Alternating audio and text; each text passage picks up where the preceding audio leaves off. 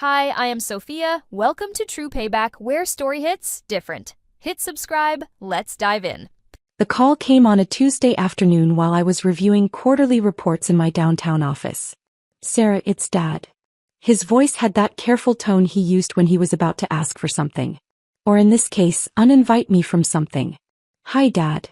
So, Carol and I are doing professional family portraits this weekend. For the holiday cards, you know. Very upscale photographer.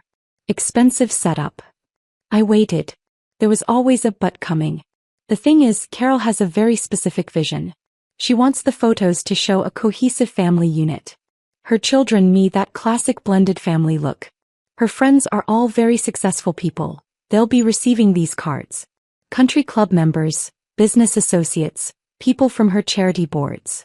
I see, I said quietly. You understand, right? It's not personal. It's just, Carol feels that having you in the photos would complicate the narrative she's trying to present. You know how these things work. Image matters in her circles. I stared out my office window at the city skyline.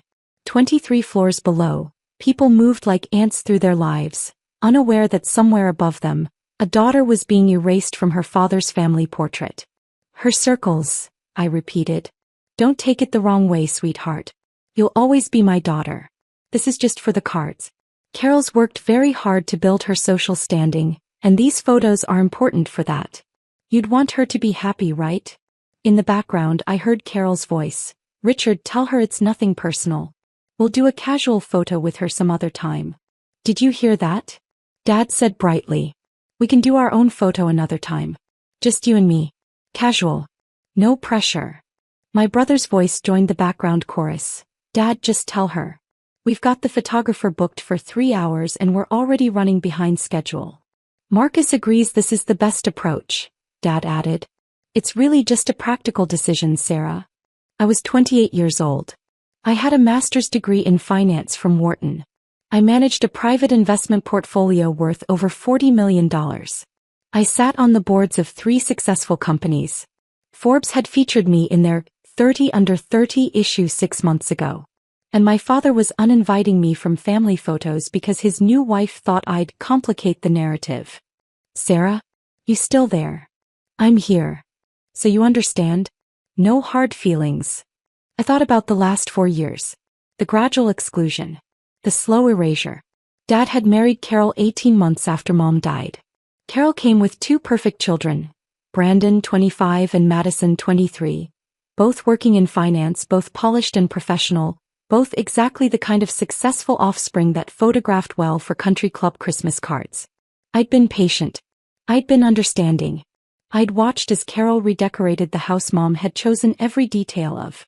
I'd smiled politely as Carol hosted parties where I wasn't invited because the guest list is so curated. I'd accepted being uninvited from Dad's birthday dinner because Carol wanted just immediate family. A category that apparently included her adult children but not his. Sarah. Dad's voice sharpened slightly. I need an answer. The photographer is waiting. Of course, Dad. I understand completely. Wonderful. I knew you'd be reasonable about this. You've always been so low maintenance.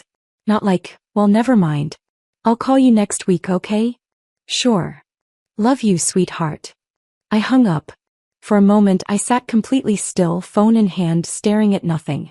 Then I opened my encrypted messaging app and typed a message to James Richardson, my portfolio manager at Sterling Wealth Management.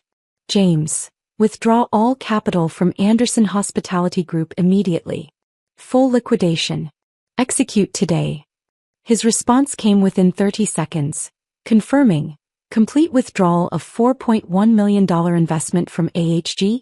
This will trigger the Minority Investor Protection Clause and likely force restructuring. I typed, confirmed. Execute now. Done. Withdrawal notice being sent to AHG principals immediately. I set my phone on my desk and returned to my quarterly reports. 60 seconds later my phone rang. I didn't answer. It rang again. And again. And again. To understand what happened next, you need to understand what my father didn't know about me. After Mom died, I'd inherited her entire estate. She'd been a brilliant investor, though she kept it quiet. Dad had always been the public face of success with his restaurant management career, but Mom had been the one who actually built wealth. She'd started with a small inheritance from her parents and turned it into an 8-figure portfolio through careful, strategic investments. She'd left it all to me. Not because she didn't love Dad, but because she knew him. She knew he'd remarry quickly, he couldn't stand being alone. She knew he'd want to impress his new wife. She knew he'd make financially irresponsible decisions to maintain a lifestyle that looked successful rather than building actual wealth. "Protect this," she told me during one of our last conversations. "Don't tell anyone how much there is. Not your father, not your brother. Build it carefully. And Sarah, invest in things that matter to you. If someone doesn't value you, don't let them benefit from your resources." I'd followed her advice. I'd lived modestly. I'd driven a 10-year-old Honda. I'd worn clothes from Target.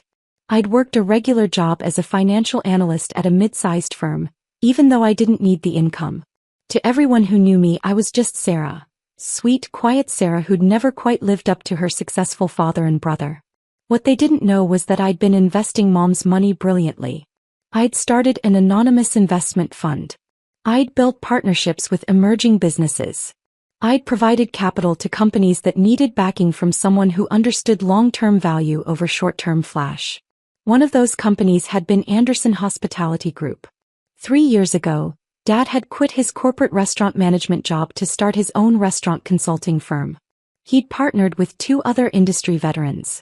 They'd needed capital to expand. They'd been seeking investors. I'd watched from the shadows as they'd pitched to various funding sources.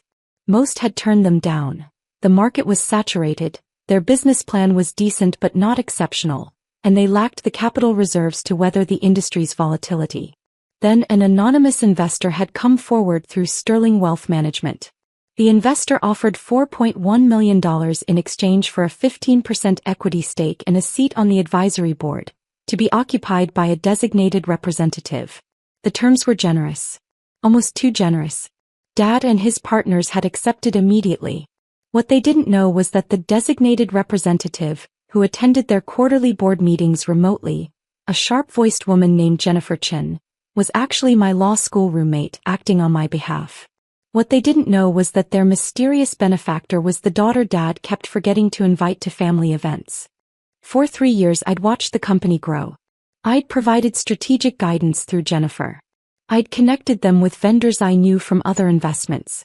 I'd helped them navigate the pandemic by suggesting pivots to takeout and delivery that saved their nascent business. Anderson Hospitality Group now managed consulting contracts for 17 regional restaurant chains. They employed 42 people. They'd been featured in Restaurant Business magazine. They were successful. And Dad had no idea his low-maintenance daughter had made it all possible.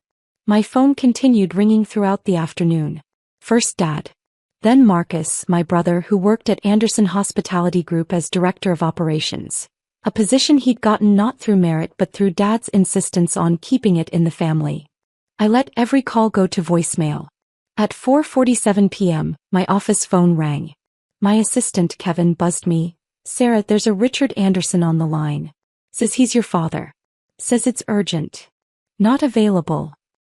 He says it's an emergency. Still not available." At 6:15 p.m., my personal cell phone rang from an unknown number. Against my better judgment, I answered. "Sarah." Finally. It was Marcus. "What the hell is going on? Did you talk to Dad today?" "Briefly." "Did he say something to upset you? Because we've got a major situation here and..." "I'm sure you do." "Sarah, this isn't funny. Our biggest investor just pulled out. $4 million gone. Just like that. The lawyers are going insane. We've got expansion contracts we can't fulfill now. We might have to lay people off. Dad's losing his mind." "That sounds stressful." "That's all you have to say?" "Sarah, this could destroy the company. This could destroy Dad's reputation. We need you to talk to him. He's barely coherent. He keeps saying he doesn't understand why this is happening. Maybe you could, I don't know, be supportive right now." I almost laughed. Be supportive. Me. The daughter who wasn't good enough for the family portrait. "Marcus, I'm sure Dad has Carol to support him. And her successful children. They photograph so well together." Silence. Then, "Wait. This is about the photo thing." Goodbye, Marcus. Sarah, wait, you can't be serious. You're upset about some stupid family photo? That's why you're... He stopped. Wait. How would you even know about the investor pulling out? That information isn't public yet. We just found out 2 hours ago. How do you? I hung up. At 8:30 p.m. someone knocked on my apartment door. I checked the security camera. Dad and Marcus stood in the hallway, both looking disheveled and frantic.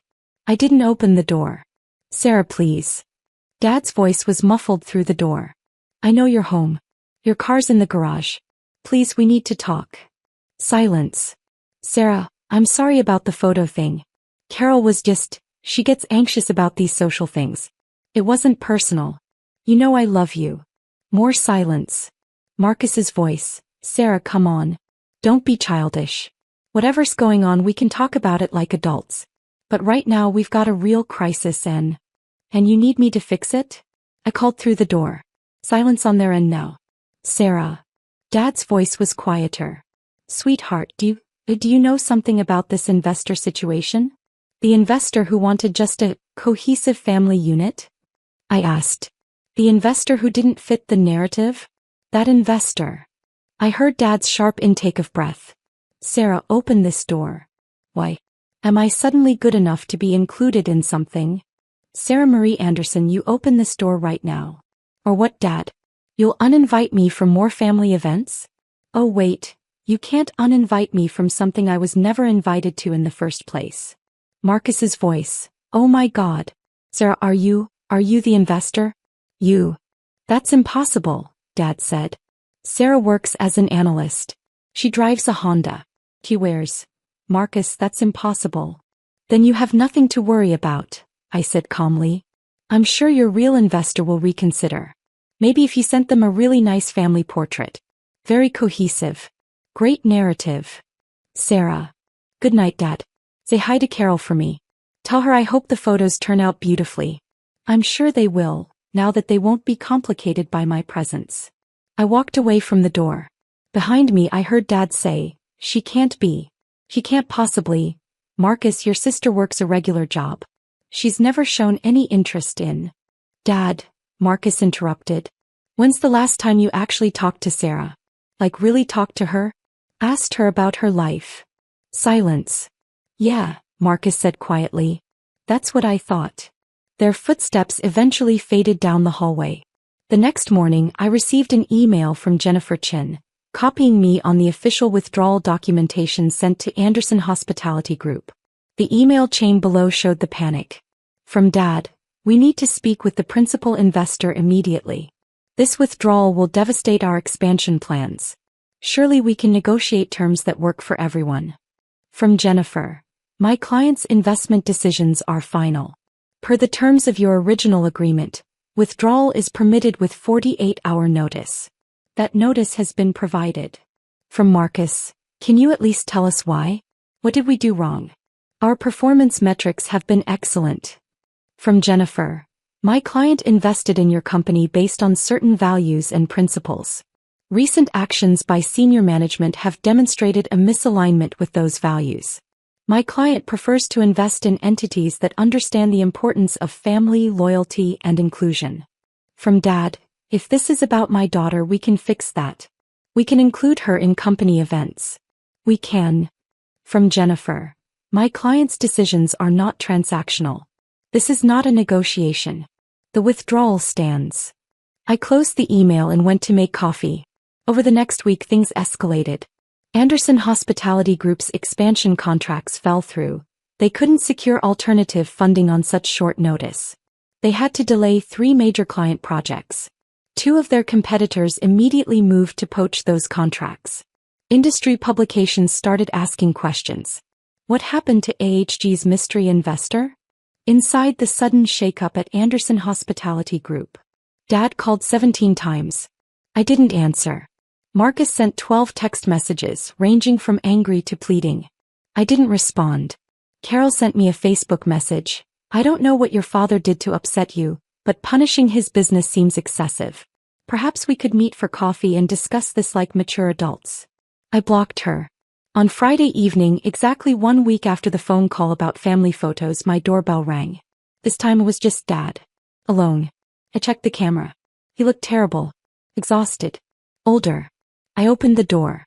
We stared at each other. "Can I come in?" he asked quietly. I stepped aside. We sat in my living room, me on the couch, him in the chair across from me. For a long moment neither of us spoke. "It's really you," he finally said. "The investor. All this time." "Yes. $4 million. 4.1 million actually." "How? Sarah, where did you?" "Mom left me everything," I said simply. "Her entire portfolio. Did you know she was worth over $8 million when she died?" His face went white. "That's impossible. Your mother worked part-time. She was a brilliant investor. She just didn't broadcast it. She built wealth quietly, carefully, strategically. And she left it all to me because she knew." I stopped. "Knew what?" "She knew you'd remarry fast. She knew you'd want to impress your new wife. She knew you'd make decisions based on image rather than substance. She was protecting me. And she was protecting her legacy." Dad sat back in his chair looking like I'd punched him. "I've spent 4 years watching you erase me," I continued. "Slowly. Bit by bit. First it was, Carol needs time to adjust. Then it was, Carol's children are having a hard time with the blended family dynamic. Then it was, maybe it's better if you don't come to Thanksgiving this year. Carol's family is very traditional. Then it was, we're doing a small birthday dinner, just immediate family. Sarah. And every time I told myself it was temporary. That eventually you'd remember I existed. That eventually I'd matter again. But it just got worse. Do you know what it feels like to watch your father replace you? To see him post photos with his new family, like his old family never existed. I never meant. The family photos were the final straw, Dad. Not because I care about being in some Christmas card. But because of what you said. You'd complicate the narrative. That's what I am to you now. A complication. Something that doesn't fit the story you're trying to tell Carol's country club friends." Tears were running down his face now. "I didn't mean it like that." "Yes, you did. That's exactly what you meant. I don't fit the image of success you want to project. I drive an old car. I wear Target clothes. I work a regular job. I'm not impressive enough for Carol's social circles. I'm an embarrassment." "No. The irony is, Dad, I'm probably more successful than anyone in Carol's country club. I just don't need to broadcast it. I don't need designer clothes and luxury cars and professional photo shoots to prove my worth. Mom taught me that. Real wealth is quiet. Real success doesn't need validation." He was crying openly now. "I've been funding your company for 3 years," I continued. "I connected you with vendors. I helped you navigate the pandemic. I guided your strategy through Jennifer. I made you successful. And you didn't even know I existed. Sarah, please. I don't want your apology, Dad. I want you to understand what you did. You chose a woman you've known for 5 years over the daughter you've known for 28 years. You chose image over substance. You chose Carol's narrative over your own child. I can fix this," he said desperately. "I'll tell Carol. It's not about Carol. It's about you. It's about the choices you made. Carol didn't uninvite me from family photos. You did. Carol didn't decide I was an embarrassment. You did. You can't blame your new wife for your own failures as a father." He buried his face in his hands. We sat in silence. "I'm selling the house," he finally said, his voice muffled. "We can't afford the mortgage without the company's projected income. Carol's furious. Her children are moving out, they can't stand the tension. Marcus is looking for other jobs because he says he can't work for me anymore, not after what I did to you." I said nothing. "Was it worth it?" he asked, looking up. "Destroying my company? Destroying my marriage? Destroying our family? Was your revenge worth all that?" I met his eyes. "I didn't destroy anything, Dad. I just stopped funding it. There's a difference. You built a company on my money while excluding me from your life. You built a new family on my mother's memory while erasing me from your narrative. I simply withdrew my support. What collapsed was never actually stable to begin with. So that's it? You're just done with me?" "I don't know," I said honestly. "Right now, I'm done being treated like I'm not good enough. I'm done being erased. I'm done being the daughter you love, of course, but only when it's convenient. Only when it doesn't complicate the narrative. He stood up slowly, looking broken. For what it's worth, he said at the door, I am sorry. I didn't see what I was doing. I didn't see you. I wanted Carol to be happy. I wanted her to feel secure. You wanted the easy path, I finished. You wanted to be the hero of your new wife's story, even if it meant becoming the villain in mine. He flinched. I'll go. Dad. He turned.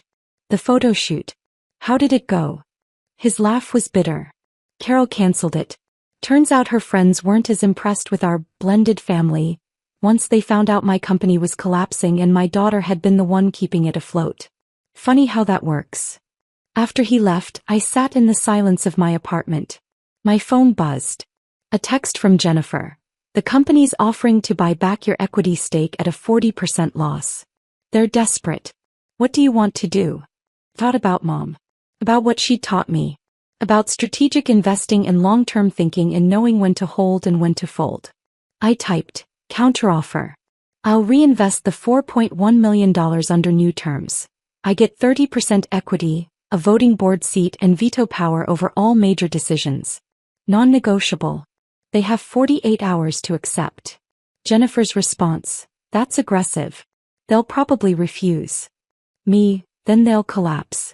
Either way I win. Either I get actual power in a company I've been funding, or I stop wasting resources on people who don't value me. Mom would approve. Jennifer, your mother was a savage investor. She'd be proud. 3 days later, Anderson Hospitality Group accepted my terms. The official announcement went out on Monday. AG welcomes Sarah Anderson to the board of directors as primary investor and strategic advisor. The industry publications had a field day. Daughter saves father's company with multi-million-dollar investment, and the secret investor behind HG's success finally revealed. What they didn't know was that it wasn't about saving the company. It was about no longer being invisible. Carol divorced Dad 6 months later. Turns out she wasn't interested in a husband whose company was controlled by the stepdaughter she tried to erase. Dad and I have coffee once a month now. It's stilted. Awkward. We're rebuilding slowly, but the easy relationship we once had is gone. Maybe it'll come back. Maybe it won't. Marcus apologized. Actually apologized. He'd been complicit in my erasure, he said, because it was easier than standing up to Dad and Carol.